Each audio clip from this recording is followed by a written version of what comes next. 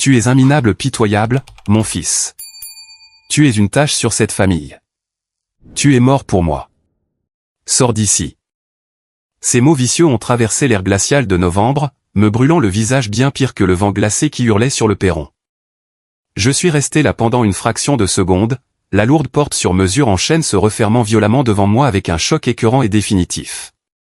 Depuis l'intérieur chaleureux de cette immense demeure, je pouvais entendre le faible son résiduel de cristal brisé sur le parquet, mêlé au ricanement arrogant et inconfondable de mon frère aîné, Blaine. Il l'avait vraiment fait. Ma propre chair et mon propre sang m'avaient rejeté dans le noir la nuit de Thanksgiving, me traitant comme un chien errant qui s'était approché d'un peu trop près de leur table de dîner impeccable. Mais alors que je me tenais là dans le froid mordant, fouillant au fond de la poche de mon manteau d'hiver bon marché pour en sortir la clé usée et rayée de ma Honda vieille de 20 ans, un lent sourire sombre s'est dessiné sur mon visage. Il pensait venir de jeter le parasite de la famille. Il n'avait absolument aucune idée qu'il venait de déclarer la guerre au seul et unique propriétaire d'un empire de 150 millions de dollars. Si vous avez déjà été le bouc émissaire invisible de votre propre famille tout en payant secrètement leurs factures pour les maintenir à flot, cliquez sur le bouton j'aime dès maintenant. Vous allez adorer chaque seconde de ce qui va suivre. Je m'appelle Declan et, pendant 28 ans, j'ai été le fantôme qui hantait les rebords de la vie parfaite de ma famille. Mon père, Harrison, est un homme qui mesure la valeur d'une personne uniquement à la marque de sa montre, la coupe de son costume et le solde de son compte bancaire. Il dirige un cabinet de conseil en investissement qui, pour le monde extérieur, ressemble à un phare rutilant de richesse générationnelle. Ma mère, Fiona, est sa fidèle co-conspiratrice, une femme dont toute l'existence tourne autour des potins du country club, de la préservation de l'image familiale et de s'assurer que tout le monde sache à quel point son fils aîné réussit.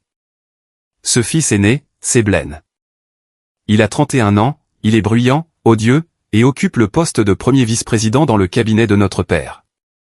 Un titre qui lui a été servi sur un plateau d'argent parce qu'il a de l'allure dans un costume sur mesure et sait tenir de grands discours sur un terrain de golf. Et puis il y a moi, l'enfant du milieu, calme et analytique. Le gars qui préférait fixer des lignes de code interminables dans une pièce sombre plutôt que de serrer des mains avec des snobs fortunés lors de galas de charité. À leurs yeux, j'étais la déception ultime. Je ne rentrais pas dans leur moule. Je ne me souciais pas de leur jeu de statut. Je suis donc devenu le putschball. Alors que je descendais la vaste allée parfaitement entretenue du domaine de mes parents, mes bottes crissant doucement sur le gravier recouvert de givre, je me suis arrêté un instant pour tout observer. L'immense manoir de style colonial était illuminé comme un arbre de Noël, rayonnant de chaleur et d'une fausse joie. À travers les grandes baies vitrées, je pouvais les voir se réinstaller dans leurs chaises, lever leurs verres, faisant probablement un toast à mon départ sans cérémonie. L'ironie de la situation était si lourde que je pouvais à peine respirer à travers mon rire silencieux. Vous voyez, il regardait ma Honda cabossée garée au bout de l'allée et y voyait un échec. Il voyait un minable capable à peine de joindre les deux bouts. Ce qu'il ne savait pas, ce qu'il ne pouvait absolument pas concevoir, c'est que cette vieille voiture rouillée était légalement enregistrée au nom d'une société écran appelée Nova Holdings. Et Nova Holdings, l'entité entreprise sans visage à laquelle il suppliait désespérément d'accorder des reports de remboursement, détenait actuellement la totalité de l'hypothèque du manoir même dans lequel ils étaient assis. Chaque brique, chaque lustre en cristal, chaque brin d'herbe sur cette pelouse ridicule m'appartenait. Je suis monté sur le siège conducteur glacial de la Honda. Le moteur a toussé en protestation avant de rugir, un son rude qui a brisé le calme du quartier huppé. Je suis resté assis là, laissant le chauffage réchauffer lentement mes mains gelées. Mon téléphone a vibré dans ma poche. C'était un SMS de mon cofondateur et meilleur ami, Nolan, me demandant si j'avais survécu au cauchemar familial annuel. Je ne lui ai pas encore répondu. Au lieu de cela, j'ai ouvert mon application bancaire cryptée, authentifié mon identité et ouvert un canal de messagerie sécurisé vers le gestionnaire de fortune privée s'occupant de Nova Holdings. J'ai tapé une seule phrase définitive, activer le protocole 0. J'ai appuyé sur envoyer, j'ai jeté le téléphone sur le siège passager et j'ai passé la vitesse. Les pneus ont accroché l'asphalte alors que je m'éloignais de la seule maison que j'ai jamais connue, laissant derrière moi une famille qui s'apprêtait à vivre le réveil le plus brutal de sa misérable vie. Mais comment en sommes-nous arrivés là? Comment un fils passe-t-il d'un enfant silencieux et obsédé par la technologie au propriétaire secret de sa propre famille toxique? La réponse commence bien plus tôt, dans une enfance remplie de rejets silencieux et d'un vol massif et impardonnable. J'ai roulé dans la nuit noire, les souvenirs me revenant en mémoire, me préparant au chaos que le matin apporterait inévitablement. Vous demandez-vous ce qui m'a brisé au point de faire cela? Grandir dans la maison des Harrison, c'était comme vivre dans un musée dont toutes les expositions étaient dédiées à Blaine, tandis que j'étais juste le concierge engagé pour laver le sol. Le favoritisme n'était pas caché, il était fièrement affiché, un rappel quotidien de ma place dans la hiérarchie. Quand Blaine a réussi à peine son lycée, en étant accepté dans une université d'état médiocre grâce à la liste d'attente, mes parents ont organisé une immense fête avec traiteur et lui ont acheté une BMW neuve pour célébrer son travail acharné. 2 ans plus tard, lorsque j'ai reçu une bourse d'études académiques complète pour un programme d'ingénierie de premier ordre, mon père a simplement grogné, m'a tendu un billet de $50 et m'a dit de m'acheter une coupe de cheveux correcte pour ne pas avoir l'air d'un clochard sur le campus. Quand je restais debout tard à coder dans ma chambre pour essayer de créer mes premiers programmes informatiques, Fiona défonçait la porte et me hurlait dessus parce que je gâchais de l'électricité, me disant que fixer un écran ne ferait jamais de moi un vrai homme. J'ai appris très tôt à ravaler la douleur. Je me suis forgé une carapace, me réfugiant dans le monde logique et prévisible de l'informatique. Le code ne vous jugeait pas. Le code s'en fichait que vous portiez des vêtements de seconde main ou que vous trébuchiez sur vos mots lors des dîners en ville. Le code fonctionnait, c'est tout. Si vous fournissiez les efforts, il vous récompensait. C'était l'exact opposé de ma famille. Mais le vrai tournant, le moment qui a définitivement rompu le moindre reste de loyauté que j'avais envers mon père et mon frère, s'est produit quand j'avais 19 ans. C'est me paraissait l'été après ma première année d'université. J'étais à la maison, travaillant à un emploi au SMIC de réparation d'ordinateurs portables pour économiser pour mes livres de cours. Le cabinet d'investissement de mon père était au milieu d'une transition numérique massive et ils ont heurté un mur critique. Une vulnérabilité sévère a été exposée dans leur base de données clients, une fuite de données massive sur le point de se produire. Les consultants surpayés que mon père avait engagés ne pouvaient pas le résoudre sans fermer tout le système pendant des semaines, ce qui aurait coûté des millions au cabinet et ruiné leur réputation. Harrison arpentait la maison, stressé et hurlant sur tout le monde.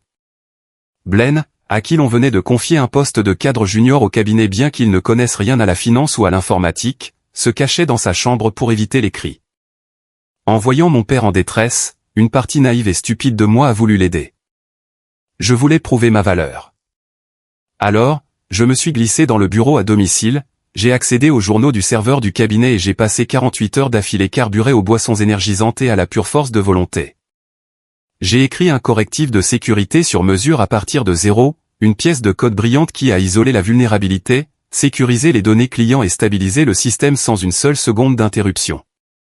Je l'ai déployé, testé, et j'ai laissé un rapport détaillé sur le bureau de mon père, fier de ce que j'avais accompli. J'ai enfin pensé qu'il me verrait. Je pensais qu'il serait enfin fier. J'ai dormi pendant une journée entière. Quand je me suis réveillé et que je suis descendu, j'ai entendu le bruit d'un bouchon de champagne qui sautait. Je suis entré dans la cuisine pour trouver mon père et ma mère portant un toast à Blaine. Harrison rayonnait, tapant sur l'épaule de Blaine. Travail brillant, mon fils, disait mon père. Trouvez ce forum informatique obscur, engagez cette équipe d'indépendants du jour au lendemain et coordonnez le correctif. Tu as sauvé le cabinet, Blaine. Tu as fait preuve d'un vrai leadership exécutif. Je suis resté figé sur le pas de la porte. Blaine m'a regardé, un regard suffisant et menaçant dans les yeux. Il avait trouvé mon rapport, l'avait détruit, et avait prétendu avoir sous-traité le correctif lui-même. Il a volé mon travail, mes nuits blanches, ma seule chance de reconnaissance. Je suis allé droit vers mon père et je lui ai dit la vérité. J'ai expliqué le code, l'architecture, les boucles logiques spécifiques que j'avais utilisées pour contourner le problème de pare-feu. J'ai tout étalé. Harrison s'est contenté de me fixer, son visage prenant une teinte rouge de colère. Il a posé son verre, m'a tiré dans le couloir loin de Fiona, et a parlé dans un chuchotement bas et venimeux que je n'oublierai jamais. Écoute-moi bien, petit imbécile ingrat, a sifflé Harrison en me serrant le bras assez fort pour me laisser des bleus. Ton frère a besoin de cette victoire. Il se constitue un profil. Il a besoin du respect du conseil d'administration et du statut social. Tu n'es qu'un gars de l'informatique qui vit dans un sous-sol. Que vas-tu faire de ce mérite? Fanfaronner auprès de tes bizarres amis d'Internet? Blaine est le visage de l'avenir de cette famille. Fais le calcul, 2 clans. N'essaie plus jamais de miner ton frère. Il a lâché mon bras et est retourné dans la cuisine, me laissant seul dans le couloir froid. C'est le jour où le fils en moi est mort. C'est le jour où j'ai réalisé que mon talent ne serait jamais vu que comme un outil pour élever Blaine. J'ai fait mes bagages cette nuit-là et je suis retourné au campus tôt, écourtant mon été. Je n'ai plus jamais reparlé de cet incident. Mais il y avait un tout petit détail que je n'avais jamais mentionné à Harrison ou à Blaine. Quand j'ai écrit ce correctif de sécurité, je l'ai construit avec une porte dérobée cachée, un petit script de suivi indécelable enfoui profondément dans l'architecture du cabinet. Ce n'était pas malveillant, c'était juste un observateur silencieux. Cela me permettait de voir la vraie santé financière du cabinet, leurs notes internes, leur véritable livre de compte. Je n'ai jamais eu l'intention de l'utiliser pour quoi que ce soit de mal. C'était juste une police d'assurance, un moyen de garder un œil sur les gens qui avaient prouvé qu'ils me poignarderaient dans le dos sans hésiter. Et croyez-moi, cette petite porte dérobée allait devenir la pièce de code la plus importante que j'ai jamais écrite. Que pensez-vous qu'il se passe quand un bouc émissaire réalise qu'il détient les clés du royaume? L'université est devenue mon sanctuaire et le travail acharné ma religion. Tandis que Blaine était occupé à claquer l'argent de notre père en service de bouteilles dans des clubs haut de gamme et à échouer vers le haut dans l'entreprise familiale, je vivais de nouilles instantanées. Cumulant 3 petits boulots et dormant sous les bureaux informatiques des laboratoires de l'université. C'est pendant ces années exténuantes que j'ai rencontré Nolan. Nolan était un camarade étudiant en ingénierie, aussi brillant qu'il était chaotique. Nous nous sommes liés autour de notre mépris commun pour la bureaucratie d'entreprise et notre obsession mutuelle pour la construction de choses qui comptaient vraiment. Au cours de notre dernière année, au lieu d'assister au forum d'emploi pour supplier d'obtenir des postes débutants dans d'immenses conglomérats technologiques, Nolan et moi avons lancé notre propre entreprise. Nous nous sommes concentrés sur l'infrastructure cloud, en développant spécifiquement un algorithme révolutionnaire de compression de données qui rendait le stockage sur serveur incroyablement efficace et sécurisé. Nous avons démarré l'entreprise dans notre appartement étudiant étroit et moisi. Pendant les 4 premières années, ce fut un pur enfer. Nous avons essuyé des rejets constants de la part d'investisseurs en capital risque qui pensaient que nous n'étions que 2 gamins naïfs. J'ai manqué toutes les fêtes de famille. Non pas que ma famille s'en soucie. Les rares fois où je me présentais, généralement pour un dîner de Noël obligatoire, j'étais soumis à des moqueries sans fin. Tu joues toujours avec tes ordinateurs dans ton petit garage, de clan, ricanait Harrison au-dessus de sa côte de bœuf parfaitement cuite. Blaine vient de fermer un portefeuille de 2 millions de dollars aujourd'hui. Peut-être que si tu lui demandes gentiment, il t'engagera pour réparer les imprimantes de son bureau. Je me contentais de sourire poliment, de manger mon repas et de partir le plus tôt possible. Laissez-les rire, pensais-je. Laissez-les profiter de leur fausse supériorité. La percée est enfin venue lors de notre 5e année. Un immense conglomérat technologique mondial, dont vous reconnaîtriez instantanément le nom, s'est intéressé à notre algorithme. Ils ont réalisé que notre technologie pouvait leur faire économiser des centaines de millions en coûts de serveurs chaque année. Les négociations ont été intenses, durant 6 mois angoissants. Nolan et moi avons pratiquement vécu dans le bureau de notre avocat. Et puis, un mardi après-midi pluvieux, nous avons signé les papiers. Ils ont racheté notre start-up pour la somme astronomique de 250 millions de dollars. Je me souviens m'être assis dans cette salle de réunion vitrée et élégante, fixant la confirmation de virement bancaire numérique sur mon téléphone. Après les impôts sur les gains en capital, les frais juridiques et la répartition équitable des actions avec Nolan et notre petite équipe d'employés de la première heure, mon compte bancaire personnel a enregistré un dépôt en espèces d'exactement 150 millions de dollars. J'avais 26 ans. J'étais assis dans un sweat à capuche délavée et une paire de baskets usées, tenant un téléphone à l'écran fissuré, et j'étais plus riche que Harrison et Blaine réunis ne le seraient jamais en une douzaine de vies. Nolan, qui arpentait la pièce en riant comme un fou, m'a pris par les épaules et m'a secoué. On l'a fait, mec. C'est fini. On est libre, mec. Tu dois aller t'acheter une Ferrari tout de suite. Conduis ce truc droit à travers la porte d'entrée de ton père et gare-le dans le salon. Imagine la tête de cet idiot de Blaine. J'ai ri, l'adrénaline circulant dans mes veines. Mais alors que je réfléchissais à la suggestion de Nolan, une prise de conscience froide et lourde m'a envahi. J'ai imaginé conduire une supercar en haut de cette longue allée. J'ai imaginé porter un costume italien sur mesure, entrer dans cette maison et jeter un relevé bancaire sur la table de la salle à manger. Que se passerait-il? Il serait sous le choc. Oui, il serait sans voix pendant environ 5 minutes, mais ensuite les rouages dans la tête de Harrison commenceraient à tourner. Il ne me verrait pas soudainement comme un homme accompli. Il ne s'excuserait pas pour des années d'abus. Il ne me respecterait pas. Il réajusterait simplement sa manipulation. Il me regarderait et verrait un immense distributeur automatique inexploité. Fiona commencerait à organiser des fêtes extravagantes pour exhiber son fils génie de la technologie, prétendant que mon succès était entièrement dû à son éducation stellaire. Et Blaine s'attendrait à ce que je finance son mode de vie somptueux, exigeant des investissements dans ses idées commerciales poubelles parce que nous sommes une famille. J'ai regardé Nolan et j'ai secoué la tête. Non, ai-je dit doucement. Si je lui dis, il ne me regardera pas comme un fils accompli. Il me regardera comme une banque. Ils n'ont pas à partager cela. Ils n'ont pas le droit de réclamer ma victoire après avoir essayé de m'enterrer toute ma vie. Nolan a arrêté de rire, me regardant avec des yeux sérieux. Il a hoché la tête lentement. Ton argent, tes règles, mec. Mais tu ne peux pas vivre comme un étudiant fauché pour toujours. Je ne le ferai pas, ai-je promis. Mais pour eux, si. C'est ainsi qu'a commencé ma double vie. Je n'ai pas acheté de Ferrari, j'ai gardé la Honda cabossée. Je n'ai pas acheté de manoir à Beverly Hills, je suis resté dans mon appartement modeste, bien que j'ai secrètement acheté tout l'immeuble et rénové le dernier étage pour moi-même, gardant l'extérieur exactement aussi délabré qu'avant. J'ai engagé des gestionnaires de fortune de premier ordre, mis en place des fiducies inattaquables et commencé à investir silencieusement ma fortune pour m'assurer qu'elle augmenterait de façon exponentielle.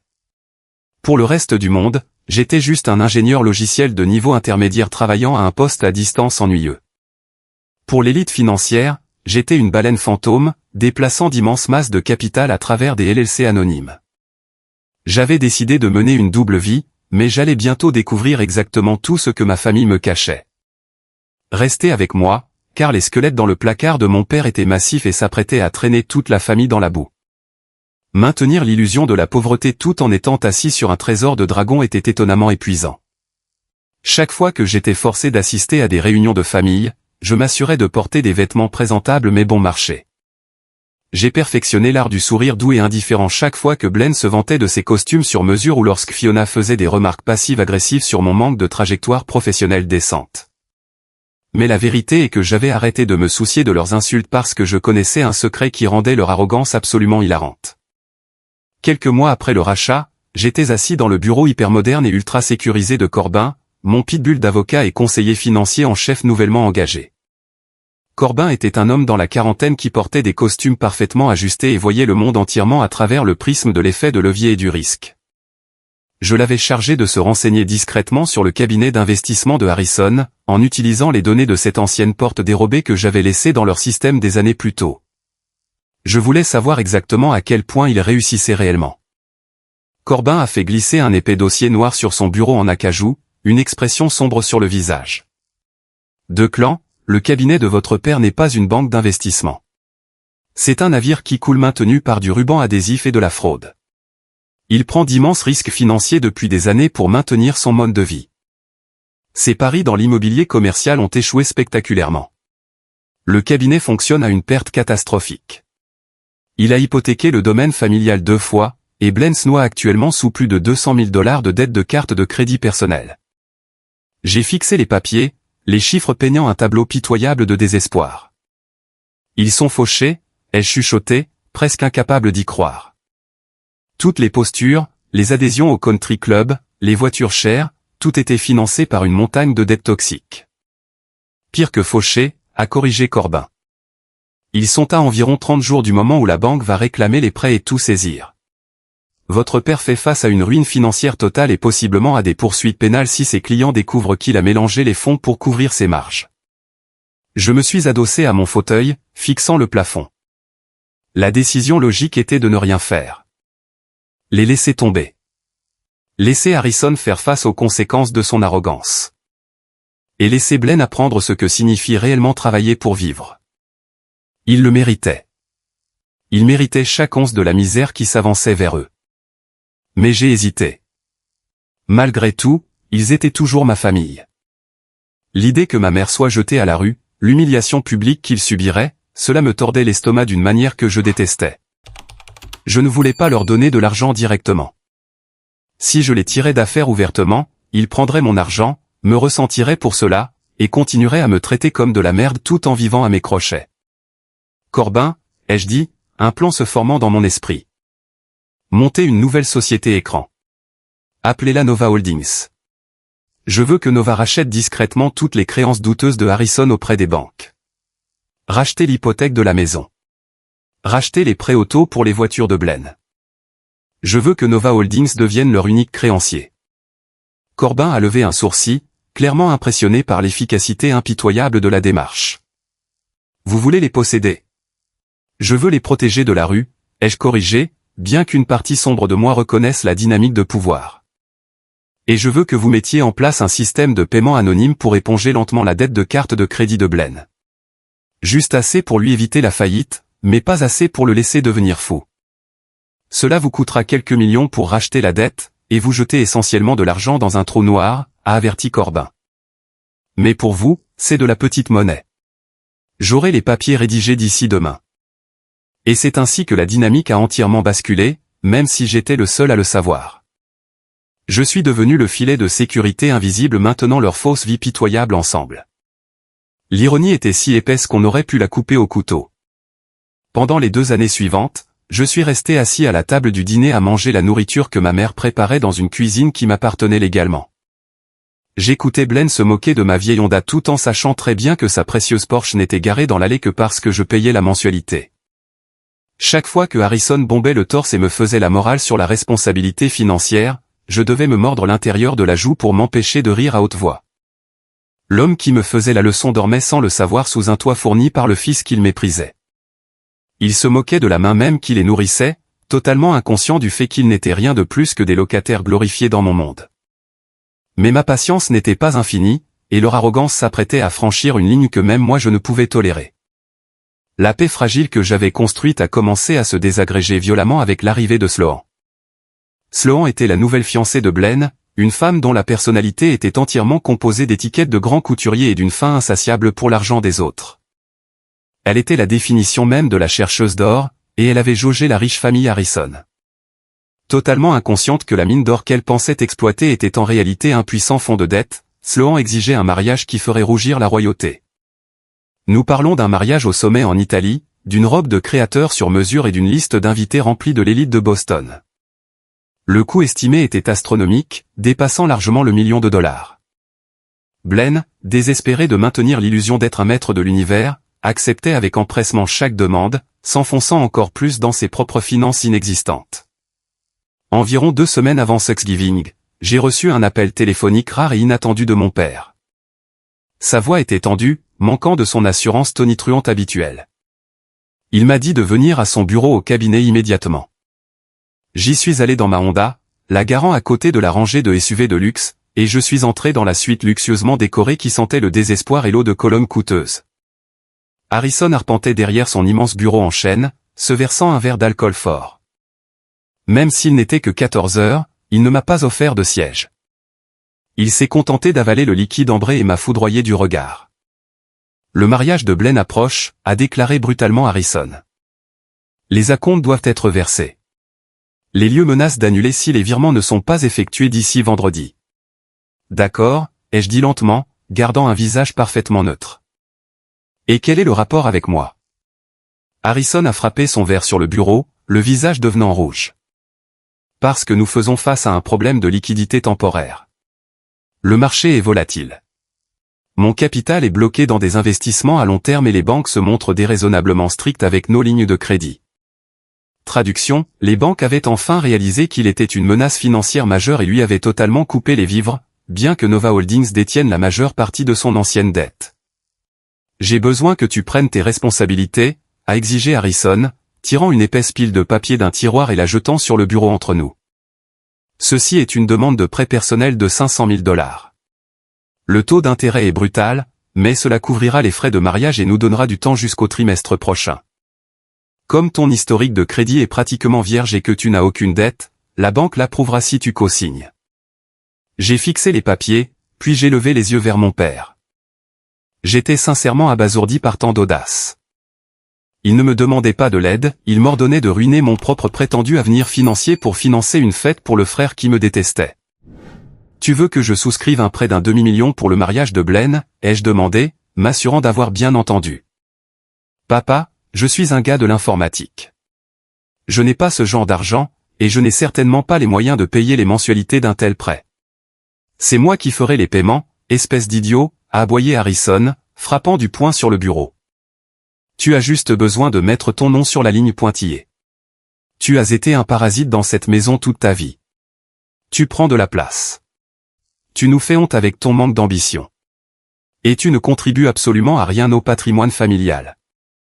Tu n'as pas de femme, pas de statut, pas d'avenir. Signer ce prêt est la seule façon dont tu es utile à cette lignée. Maintenant, signe ce foutu papier. Le pur venin dans ses mots est resté suspendu dans l'air. Il n'était pas seulement désespéré, il était malveillant. Il croyait sincèrement que mon seul but dans la vie était de servir de bouclier humain pour les erreurs de Blaine. L'instinct protecteur que j'avais entretenu, la grâce silencieuse qui m'avait amené à racheter leurs dettes pour les garder en sécurité s'est instantanément évaporée. Elle a été remplacée par une colère froide et calculatrice. J'ai réalisé alors que le docteur Frankenstein avait raison, parfois, le monstre que vous protégez se retourne contre vous pour vous dévorer tout cru. Non, ai-je dit, ma voix étrangement calme. Harrison s'est figé. Pardon? Non, ai-je répété, me détournant du bureau. Je ne signe rien. Si Blaine veut un mariage à $1 million, il peut le payer lui-même. Et si tu n'as plus d'argent, tu devrais peut-être vendre l'adhésion au country club. Je suis sorti du bureau sans me retourner. Derrière moi, j'ai entendu le son de Harrison balayant le lourd cendrier en cristal de son bureau. Le verre se brisant contre le mur, suivi d'une série d'injures enragées. Je savais que je venais d'allumer une mèche. L'explosion était inévitable, et le compte à rebours avait commencé. Le dîner de Thanksgiving à venir s'annonçait déjà comme une affaire tendue. Mais maintenant, cela allait être une zone de guerre. Ils avaient décidé que j'étais l'ennemi parce que je refusais d'être leur agneau sacrificiel. Ce qu'ils ne savaient pas, c'est qu'ils apportaient un couteau à beurre à un combat nucléaire.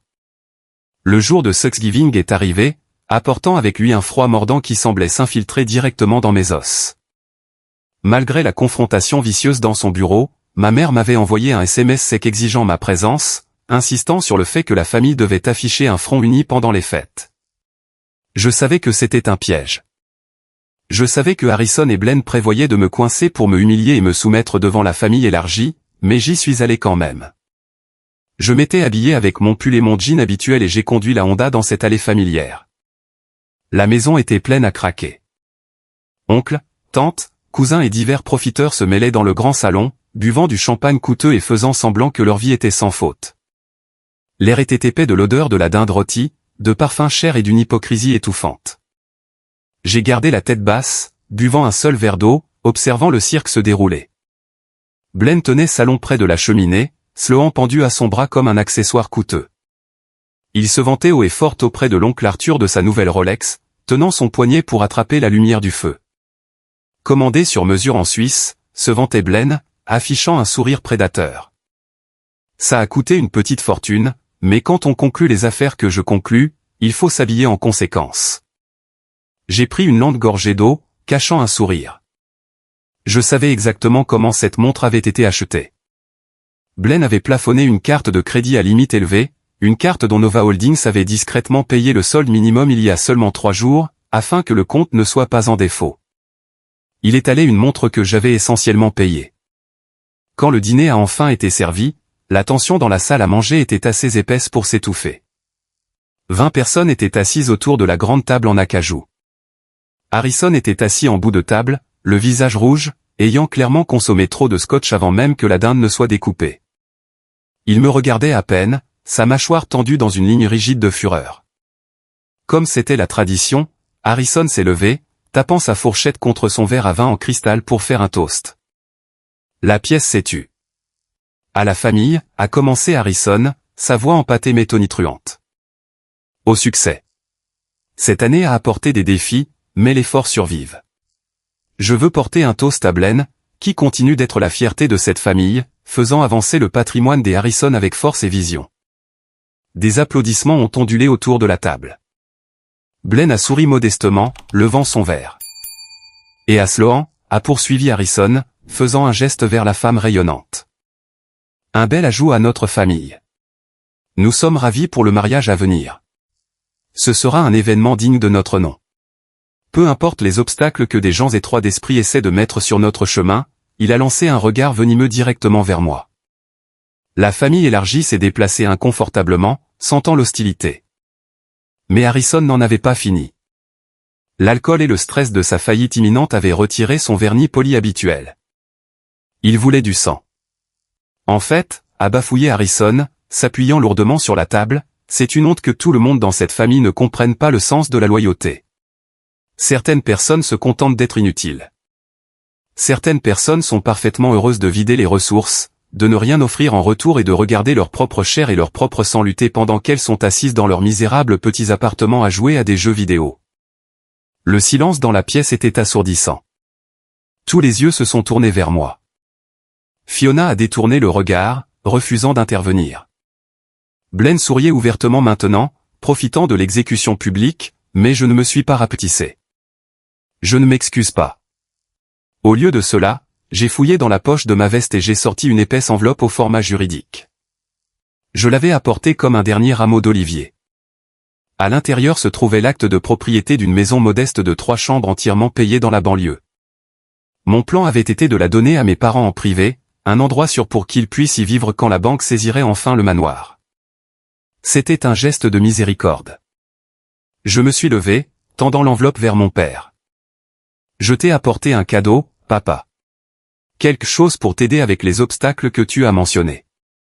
Harrison a fixé l'enveloppe comme s'il s'agissait d'une grenade dégoupillée. Son orgueil, gonflé par l'alcool et la rage, ne pouvait pas supporter l'idée de recevoir un cadeau de son fils minable devant ses parents fortunés. Il m'a arraché l'enveloppe de la main sans l'ouvrir, sans même regarder l'adresse de retour de Nova Holdings. Il l'a saisie à 2 mains et l'a violemment déchirée en 2. Puis il l'a déchirée à nouveau, jetant les morceaux déchiquetés de l'acte directement sur mon visage. « Je ne veux pas de tes ordures » a hurlé Harrison, son visage déformé par une haine pure, de la salive volant de ses lèvres. « Tu es un minable pitoyable, mon fils. Tu es un parasite. Tu ne contribues à rien. Tu es une tache sur cette famille, et je suis malade de regarder ta misérable figure. Tu es mort pour moi. Sors d'ici. » Les mots ont résonné dans la salle à manger. Plusieurs tantes ont eu un hoquet de surprise. Sloan avait l'air ravi. Je suis resté là, les morceaux déchiquetés de l'acte voletant sur mon assiette vide. Pour la première fois en 28 ans, j'ai regardé mon père et je n'ai absolument rien ressenti. Pas de douleur, pas de désir d'approbation, pas de peur. La coquille protectrice que j'avais gardée autour d'eux s'est brisée, laissant derrière elle une clarté froide et impitoyable. J'ai regardé Harrison, puis Blaine, et enfin Fiona, qui refusait de croiser mon regard. D'accord, ai-je dit, ma voix stable, totalement dénuée d'émotion. Je me suis retourné et je suis sorti de la salle à manger. Je n'ai pas claqué la porte. Je ne les ai pas insultés. Je suis juste sorti dans la nuit glaciale de novembre. Alors que cette lourde porte en chêne se refermait derrière moi, scellant mon exil de la famille Harrison, ils sont retournés à leur dinde et à leur vin coûteux, convaincus qu'ils s'étaient enfin débarrassés du minable de la famille. C'était la dernière fois qu'ils voyaient le 2 clan minable. L'homme qui a descendu cette allée, est monté dans sa Honda et a décroché son téléphone était le PDG d'un empire de 150 millions de dollars. Le filet de sécurité avait officiellement disparu. Le parachute était coupé. Il était temps pour la gravité de faire son travail. Le trajet entre ce dîner de Thanksgiving toxique et l'aérodrome privé a pris exactement 45 minutes, mais cela m'a semblé durer 45 secondes.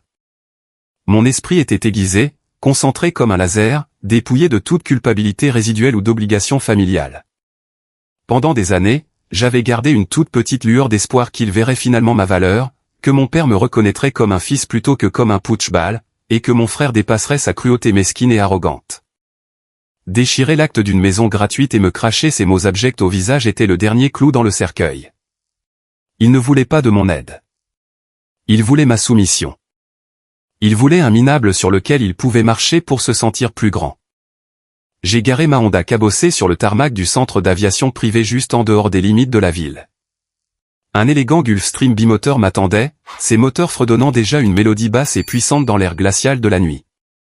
Le pilote, un professionnel nommé Marcus, m'a fait un signe de tête net alors que je sortais de la vieille voiture et tendais les clés au voiturier. Je n'avais pas fait de bagages. Je n'en avais pas besoin. Tout ce dont j'avais besoin m'attendait déjà à destination. Je suis monté à bord du jet, m'enfonçant dans le siège en cuir moelleux, la cabine chaude et silencieuse, isolée du rude hiver de Boston. Alors que l'avion roulait sur la piste et s'élançait dans le ciel noir, me plaquant dans mon siège, j'ai sorti mon ordinateur portable sécurisé et je me suis connecté à Internet au débit par satellite. J'ai ouvert un canal vidéo sécurisé et j'ai appelé Corbin. Il était presque minuit le jour de Thanksgiving, mais Corbin a répondu à la deuxième sonnerie. Il était assis dans son bureau à domicile, portant un col roulé sombre, buvant un verre de scotch. Il a jeté un coup d'œil à mon visage sur l'écran et s'est redressé. Très professionnel. Ils l'ont fait, n'est-ce pas, a demandé Corbin, la voix stable. Ils ont enfin franchi le point de non-retour. Harrison a déchiré l'acte, ai-je répondu, ma voix dénuée d'émotion. Il m'a traité de minable pitoyable et m'a jeté hors de la maison. Blaine a ri. Fiona a regardé. C'est le moment, Corbin. Je veux que le filet de sécurité disparaisse. Tout, dès maintenant. Corbin n'a pas hésité. Il attendait ce moment depuis 2 ans, me conseillant constamment qu'alimenter un puissant fond de dette était une folie. Il a posé son verre et a commencé à taper rapidement sur un second clavier hors écran. Donnez-moi les paramètres exacts, de clan, a dit Corbin, ses yeux balayant des moniteurs que je ne pouvais pas voir. À quel point coupons-nous ? Couper le paiement automatique sur la carte noire de Blaine, ai-je ordonné, regardant les lumières de la ville de Boston rétrécir en minuscules points loin en dessous de moi. Annuler les paiements de l'ombre que nous faisions pour son prêt auto. Quant à Harrison, réclamer la dette. Nova Holdings émet un avis officiel de défaut sur l'hypothèque du domaine et les lignes de crédit commercial de son cabinet. Donnez-lui les 48 heures réglementaires pour produire les 5 millions de dollars d'arriérés, sinon nous engageons la saisie et la confiscation des biens. C'est fait, a dit Corbin, le clac satisfaisant de son clavier résonnant dans les haut-parleurs. Les paiements automatisés aux compagnies de cartes de crédit ont été interceptés et annulés. Les soldes de Blaine reflèteront immédiatement leurs véritables limites, ce qui signifie qu'il est au maximum partout. L'avis de défaut pour Harrison est en cours d'impression. J'aurai un huissier pour le lui remettre en main propre à sa porte d'entrée à exactement 8 heures du matin. Le Black Friday va porter bien son nom pour eux. Assurez-vous que l'huissier exige une signature directe de Harrison, ai-je ajouté. Je veux qu'il sente le papier entre ses mains. C'est géré, m'a assuré Corbin. Où vous dirigez-vous ? Vers l'île, ai-je dit, m'adossant et regardant par la petite fenêtre le ciel noir comme de l'encre. J'ai besoin de soleil, et je veux une place au premier rang pour les retomber sans avoir à respirer le même air qu'eux. La semaine précédente, j'avais finalisé l'achat d'une petite île privée dans les Caraïbes. C'était une indulgence que j'avais gardée silencieuse, même envers Nolan, une retraite où je pouvais échapper au bruit de la ville et à la pression étouffante de ma double vie. Maintenant, cela allait être mon centre de commandement. J'ai terminé l'appel avec Corbin, fermé l'ordinateur portable et demandé au steward un bourbon avec des glaçons. Je suis resté assis là, dans le luxe silencieux du jet, à des milliers de mètres d'altitude, m'envolant loin des gens qui partageaient mon sang, mais jamais mon cœur. Dites-moi, si vous étiez à ma place, regardant l'océan depuis votre jet privé alors que votre famille était sur le point de perdre tout ce à quoi elle tenait, vous sentiriez-vous coupable ? Parce qu'honnêtement, j'ai dormi comme un bébé cette nuit-là. Les turbulences ne m'ont pas dérangé. L'altitude ne m'a pas dérangé. Pour la première fois en 28 ans, je me sentais entièrement libre. Le poids mort des attentes de la famille Harrison avait été coupé. Le lendemain matin à 8h01, j'étais assis sur le balcon en teck de ma villa privée, regardant les eaux turquoises des Caraïbes. Un café chaud était posé sur la table à côté de mon ordinateur portable. Le moment était venu. J'ai ouvert un canal téléphonique crypté dirigé vers le bureau de Harrison. Mon téléphone a sonné 3 fois avant qu'il ne réponde. J'ai raclé ma gorge, ajusté le casque et cliqué pour répondre. Je n'ai pas dit un mot. J'ai laissé le silence s'étirer, établissant la dominance. Bonjour. Est-ce le bureau exécutif de Nova Holdings ? La voix de Harrison est venue dans le haut-parleur. C'était un ton que je ne l'avais jamais entendu utiliser de toute ma vie. Il était petit. Il était suppliant. Le patriarche tonitruant et arrogant de la table de Thanksgiving avait disparu, remplacé par un vieil homme désespéré et terrifié. J'ai placé ma voix légèrement plus bas, la gardant froide et professionnelle. Vous parlez au propriétaire de Nova Holdings. Énoncez votre requête. Oui, monsieur. Merci, a bafouillé Harrison, le souffle court. Mon nom est Harrison. Vous détenez les titres sur mon domaine résidentiel et les principales lignes de crédit de mon cabinet. Il y a eu un terrible malentendu. J'ai reçu un avis de défaut ce matin exigeant 5 millions de dollars en 48 heures. Je dois demander un report d'urgence. Mes actifs ne sont pas liquides actuellement, mais le cabinet est fondamentalement solide. J'ai juste besoin d'un délai de grâce de 90 jours pour restructurer. Il a fallu tout mon pouvoir pour ne pas éclater de rire. Fondamentalement solide. L'homme dirigeait une pyramide de Ponzi glorifiée, déplaçant de l'argent pour payer des clients en colère tout en creusant un trou plus profond chaque mois. Votre cabinet fonctionne à une perte catastrophique, Harrison, ai-je répondu calmement, citant les chiffres d'audit que Corbin avait mémorisés pour moi. Vous êtes surendetté à 400%. Vos paris commerciaux ont échoué et votre fils Blaine porte une dette personnelle qui dépasse son salaire annuel. Nova Holdings porte vos créances douteuses depuis 2 ans. Le délai de grâce est terminé. Je vous en prie, a presque sangloté Harrison au téléphone. Vous ne comprenez pas. Si vous saisissez la maison, si vous mêlez les comptes du cabinet, ma famille est ruinée. Nous n'aurons plus rien. J'ai un patrimoine à protéger. J'ai un fils qui se marie. Je signerai tout ce que vous voulez. Je vous donnerai des parts dans le cabinet. Donnez-moi juste du temps. Il offrait des parts dans une entreprise sans valeur et en faillite pour sauver un mariage pour un fils dont les cartes de crédit étaient actuellement refusées dans les centres commerciaux. La pure illusion était à couper le souffle. Il était temps de lâcher la bombe. Il était temps de briser son monde entièrement. Tu n'as pas de patrimoine à protéger, ai-je dit, ma voix abandonnant sa cadence professionnelle pour revenir à mon ton normal de tous les jours. Tu as juste une montagne de mensonges, papa. Il y a eu un silence mortel et étouffant à l'autre bout de la ligne. Je pouvais entendre le faible bourdonnement de la climatisation dans son bureau. Je pouvais presque entendre les engrenages tourner dans sa tête alors que son cerveau essayait désespérément de rejeter la réalité de ce que ses oreilles lui disaient. Qui est à l'appareil, a chuchoté Harrison, sa voix tremblant violemment. Tu parles au minable pitoyable. Ton fils, ai-je dit, me penchant vers le micro, laissant chaque mot frapper comme un marteau. Tu parles au parasite, le gars que tu as jeté de ta maison hier soir. Mais voici la partie amusante, papa, ce n'est pas ta maison. C'est ma maison. Nova Holdings m'appartient. J'ai racheté ta dette il y a 2 ans pour éviter que toi et maman ne vous retrouviez à la rue. J'ai payé les soldes minimum des cartes de crédit de Blaine pour qu'il puisse prétendre être un grand ponte. J'ai financé toute ta fausse réalité. Non, a halté Harrison, sonnant comme s'il étouffait. Non, c'est impossible. Tu es un travailleur de l'informatique. Tu n'as pas ce genre d'argent. C'est un piège. C'est une plaisanterie de mauvais goût. J'ai vendu mon entreprise d'infrastructure cloud pour 150 millions de dollars en espèces, ai-je déclaré froidement. Je te possède, Harrison. Je possède les briques de tes murs. Je possède les voitures dans ton allée et je possède le bureau derrière lequel tu pleures en ce moment. Tu voulais que je sois utile à la lignée familiale. Félicitations. J'étais ta seule bouée de sauvetage.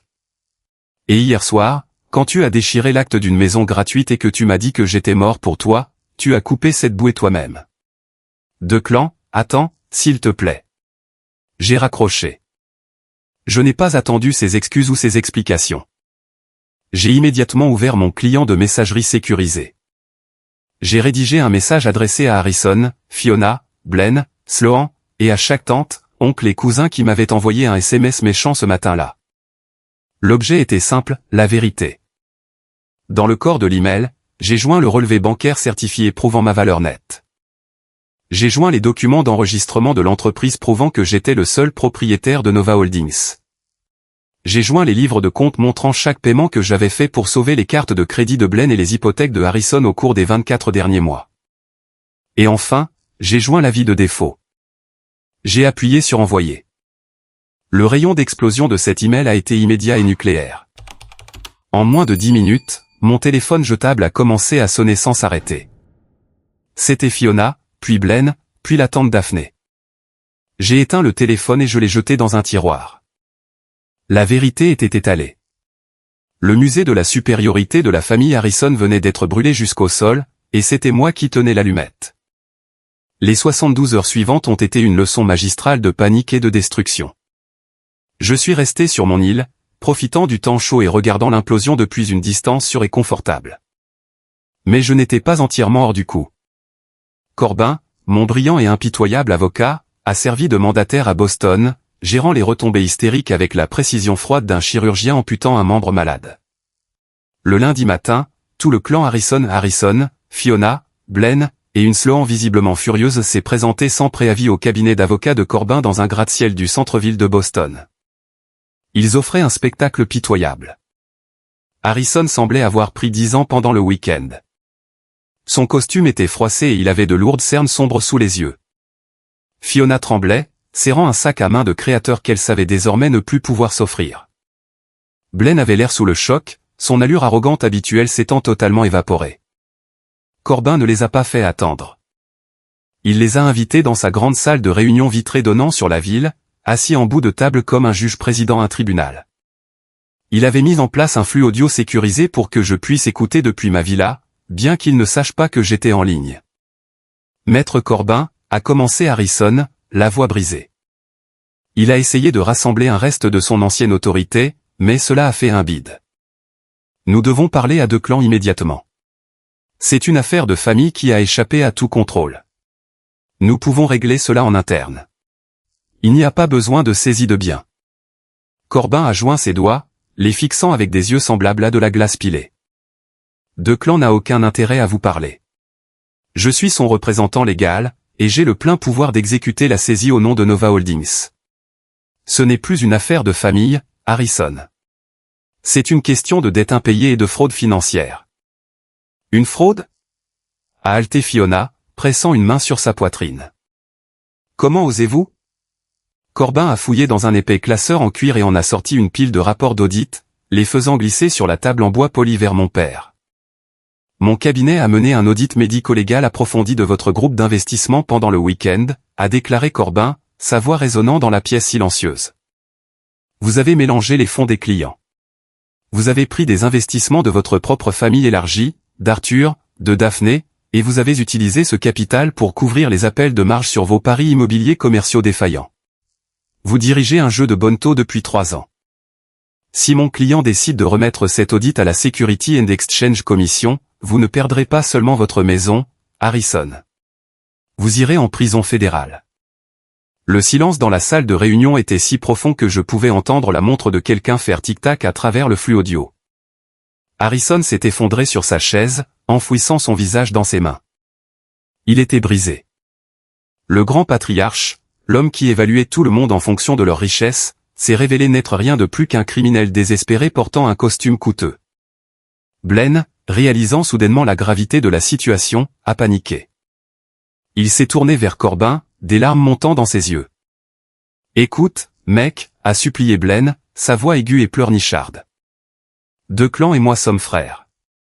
On s'est disputé. D'accord, mais il ne peut pas juste ruiner ma vie pour une dispute de Thanksgiving. Mes cartes de crédit sont bloquées. Le lieu du mariage a annulé notre réservation ce matin parce que le virement a sauté. Dis-lui de débloquer mes comptes. Je le rembourserai. Je trouverai un deuxième travail. » Corbin a regardé Blaine avec un dégoût total. « Vos comptes ne sont pas bloqués par nous, Blaine. Nous avons simplement arrêté de payer vos factures. La banque a bloqué vos comptes parce que vous êtes dans le rouge de 200 000 $. Deux clans vous sauvent la mise en secret depuis 2 ans pendant que vous vous pavaniez en vous moquant de lui. Mon client vous a montré un niveau de miséricorde que vous ne méritez pas. Cette miséricorde est maintenant épuisée. » C'est à ce moment exact que le catalyseur de la ruine financière de Blaine a finalement craqué. Sloan, qui était restée assise en silence au bout de la table à analyser la situation, s'est levée. Elle a regardé Blaine, puis Harrison, son visage étant un masque de mépris pur et sans mélange. Tu m'as menti, a dit Sloan, sa voix brigand de venin. Tu m'as dit que tu étais premier vice-président. Tu m'as dit que tu avais un fonds de fiducie. Tu n'es rien. Tu es un minable fauché qui vit de la charité de son petit frère.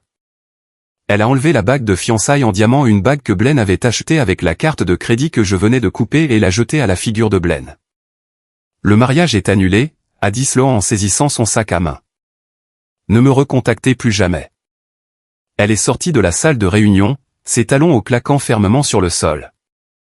Blaine a essayé de la suivre, mais Corbin s'est levé, sa présence imposante l'arrêtant net. « Asseyez-vous, Blaine, » a ordonné Corbin. Nous n'avons pas terminé. Je me suis penché vers mon micro en caraïbe, ma voix résonnant dans les haut-parleurs de la salle de réunion de Boston. « Écoutez-moi bien, vous tous, ai-je dit. » Ma voix a fait sursauter toute la pièce. Fiona s'est redressée, regardant frénétiquement les haut-parleurs. « Declan, a pleuré ma mère. Declan, mon chéri, s'il te plaît. Je suis ta mère. Tu ne peux pas nous faire ça. Nous t'aimons. Tu m'aimes, ai-je répété, mon ton devenant aussi froid que le zéro absolu. Tu as regardé ton mari me traiter de parasite et me jeter hors de la maison le soir de Thanksgiving, Fiona. Tu n'as pas dit un mot. Tu ne m'aimes pas. Tu aimes la fausse réalité que mon argent fournissait. C'est fini. J'ai fait une pause, laissant les mots s'installer avant de présenter les conditions finales de leur capitulation. Voici ce qui va se passer, ai-je déclaré. Premier point, Harrison, tu vas démissionner de ton cabinet aujourd'hui. Tu vas transférer la gestion des actifs de tes clients à un groupe fiduciaire indépendant que Corbin a mis en place. Personne n'ira en prison, mais ta carrière dans la finance est terminée. Tu ne toucheras plus jamais au capital de personne. Harrison a tressailli comme si je l'avais physiquement frappé, mais il a hoché la tête lentement. Il n'avait pas le choix. Deuxièmement, le domaine est vendu. Nova Holdings le met sur le marché la semaine prochaine, ai-je déclaré. J'ai acheté un petit appartement de 2 chambres dans la banlieue sous une fiducie. Toi et maman allez y emménager. La fiducie couvrira les taxes foncières et les services publics de base pour le reste de vos jours. Vous n'aurez jamais à vous soucier d'être à la rue, mais vos jours de déjeuner au country club et de voitures de luxe sont terminés. Vous allez apprendre à vivre avec un budget. Fiona a laissé échapper un grand sanglot, enfouissant son visage dans ses mains.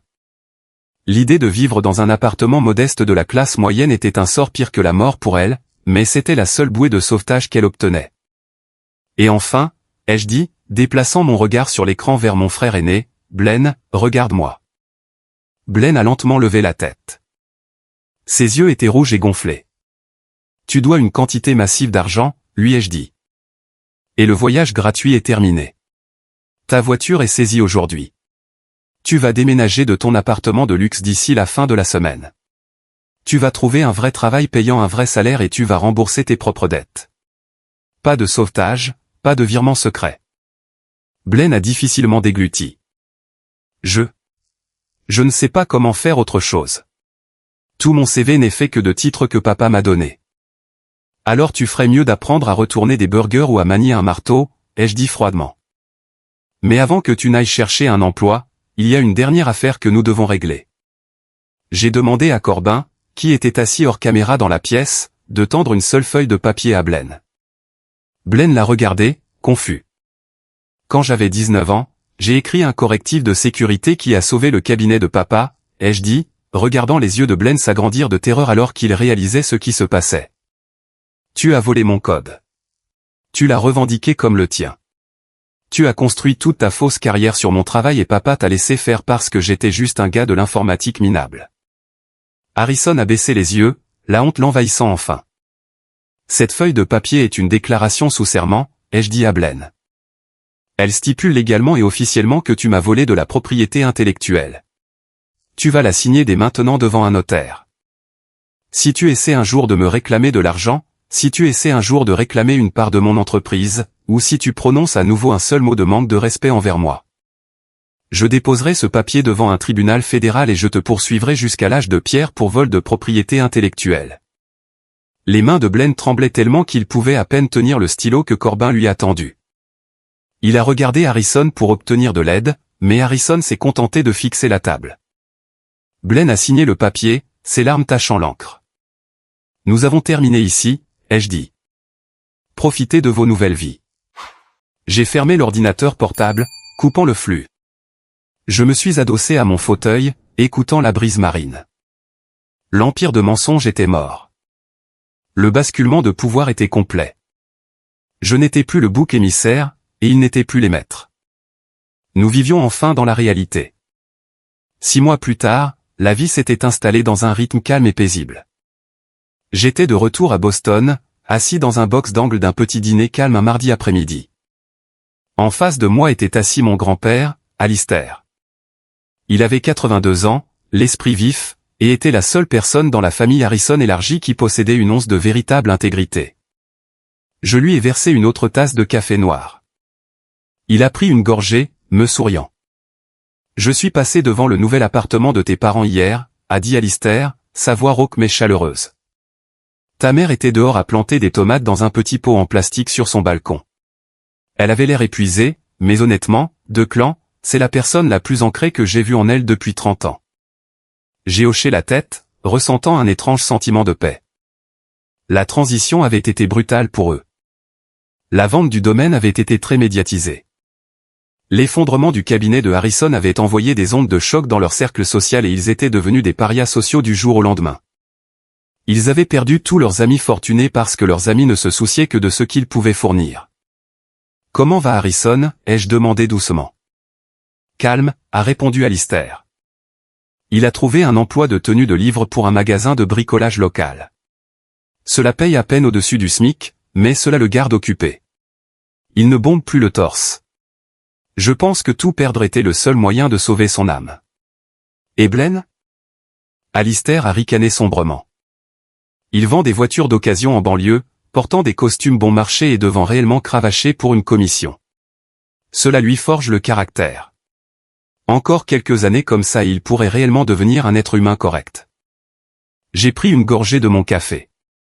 Je n'avais parlé à aucun d'entre eux depuis ce dernier appel vidéo et je n'avais aucune intention de les contacter de sitôt. Le cordon financier était coupé. Le cordon émotionnel était rompu. Je leur avais donné un filet de sécurité avec un toit modeste sur la tête. Mais je les avais dépouillés de leur statut, de leur richesse volée et de leur orgueil toxique. Je les avais forcés à vivre dans le monde réel.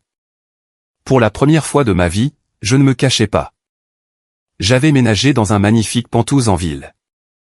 Je conduisais les voitures que je voulais conduire.